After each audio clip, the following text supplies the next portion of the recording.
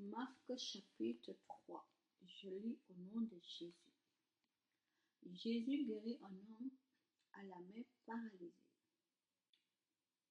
Ensuite, Jésus retourne dans la maison de prière. Là, il y a un homme qui a la main paralysée. Les gens regardent Jésus avec attention pour voir s'il va guérir cet homme un jour de sabbat. En effet, ils cherchent une raison de l'accuser. Jésus dit à l'homme qui a la main paralysée, lève-toi ici devant tout le monde. Ensuite, il dit à ceux qui sont là, le jour du sabbat, qu'est-ce qu'il est permis de faire? Du bien ou du mal? De sauver la vie de quelqu'un ou de le laisser mourir? Mais ils ne répondent pas. Jésus les regarde tous avec colère. Il est triste parce qu'ils ne veulent pas comprendre. Il dit à l'homme, tends ta main. L'homme tend sa main et elle est guérie. Les pharisiens sortent de la maison de prière. Aussitôt, ils se réunissent avec les gens du parti d'Hérode Antipas pour voir comment faire mourir Jésus. Une foule nombreuse vient trouver Jésus. Jésus part avec ses disciples vers le lac de Galilée. Une foule nombreuse le suit. Les gens viennent de Galilée, de Judée, de Jérusalem, de l'Idumée, de la région qui est de l'autre côté du Jourdain et des environs de Tyr et de Sidon.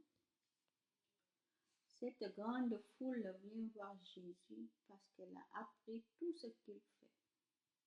Alors Jésus dit à ses disciples, préparez-moi une barque pour que la foule ne m'écrase pas. En effet, Jésus a guéri beaucoup de gens et tous ceux qui souffrent de maladies se précipitent sur lui pour le toucher.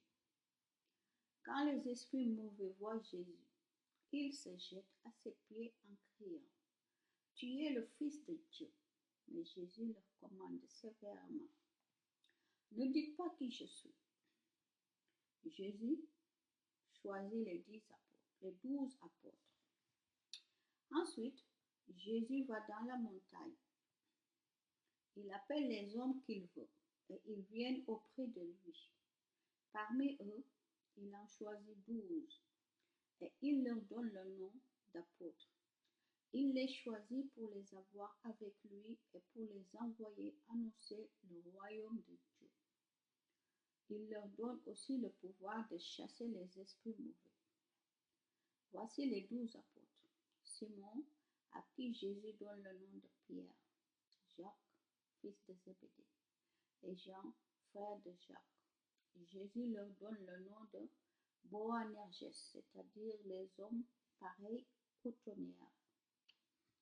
André, Philippe, Barthélemy, Matthieu, Thomas, Jacques, fils d'Alphée, Thaddée, Simon qu'on appelle le nationaliste et Judas Iscariote, celui qui va livrer Jésus. La famille de Jésus veut l'amener loin de la foule. Jésus revient à la maison. Une grande foule se rassemble de nouveau. Alors Jésus et ses disciples n'ont même pas le temps de manger. Les gens de la famille de Jésus apprennent cela et ils se mettent en route pour venir le prendre. En effet, ils disent, Jésus est devenu fou. Jésus répond à ceux qui l'accusent.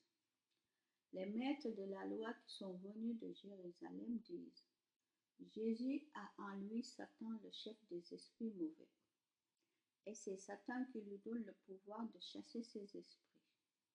Alors Jésus appelle les maîtres de la loi et il leur dit, en utilisant des comparaisons, comment Satan, l'esprit du mal, peut-il chasser l'esprit du mal? Quand les habitants du royaume font la guerre entre eux, ce royaume ne peut pas continuer à exister. Et quand les gens d'une famille se battent entre eux, cette famille famille ne pourra pas continuer à exister. Si Satan est en guerre contre lui-même, ou si Satan n'est pas d'accord avec lui-même, son pouvoir ne peut pas durer. Pour lui, c'est la fin. Si quelqu'un veut entrer dans la maison d'un homme fort et voler toutes ses richesses, il doit d'abord attacher l'homme fort. Ensuite, il peut tout voler dans la maison. Je vous le dis, c'est la vérité. Les gens recevront le pardon pour tous leurs péchés et pour toutes leurs insultes contre Dieu. Mais si quelqu'un insulte l'Esprit Saint, il ne pourra jamais recevoir le pardon. Il reste toujours coupable. Jésus parle de cette façon aux maîtres de la loi parce qu'ils ont dit, il a un esprit mauvais en lui. La vraie famille de Jésus. Ensuite, la mère et les frères de Jésus arrivent. Ils restent dehors et ils envoient quelqu'un dans la maison pour l'appeler. Beaucoup de gens sont assis autour de Jésus et on lui dit, ta mère et tes frères sont là. Dehors, ils veulent te voir. Jésus répond, qui est ma mère? Qui sont mes frères? Il regarde les gens qui sont assis autour de lui et il dit, voici ma mère et voici mes frères. Voici ma mère et mes frères. Oui, si quelqu'un fait la volonté de Dieu, cette personne est mon frère, ma soeur, ma mère. Amen.